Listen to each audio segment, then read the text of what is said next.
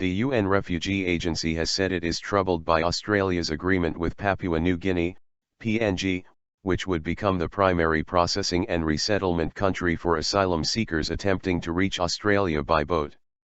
The UN High Commissioner for Refugees, UNHCR, said in a written statement issued on Friday that there were significant shortcomings in the legal framework for receiving and processing asylum seekers from Australia. With regard to the new measures, UNHCR is troubled by the current absence of adequate protection standards and safeguards for asylum seekers and refugees in Papua New Guinea, the statement said. Australia's Regional Resettlement Arrangement, RRA, with the Government of PNG raises serious, and so far unanswered, protection questions. The UNHCR's concerns follow claims by a former senior official at one of Australia's detention camps in Papua New Guinea that asylum seekers had been raped and tortured.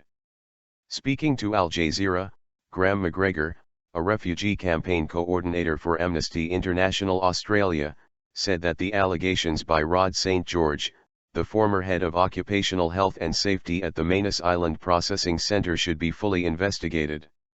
McGregor said that while he had not heard of those particular allegations, the conditions there were squalid. Australia defends policy. The UNHCR echoed Amnesty International Australia's concerns that the conditions at the processing centre were inappropriate for refugees. UNHCR's assessment, based on recent visits to PNG, is that there are currently significant shortcomings in the legal framework for receiving and processing asylum seekers from Australia, the UN body said. These include a lack of national capacity and expertise in processing, and poor physical conditions within open-ended, mandatory and arbitrary detention settings. This can be harmful to the physical and psychosocial well-being of transferees, particularly families and children. Bob Carr, Australia's foreign minister, defended the government's new asylum seeker policy on Friday. "You've got to break this model of people smuggling, otherwise it'll occupy more and more of the immigration intake to Australia," Carr said. "We can't privatize our immigration program to people smugglers, we can't allow that to happen.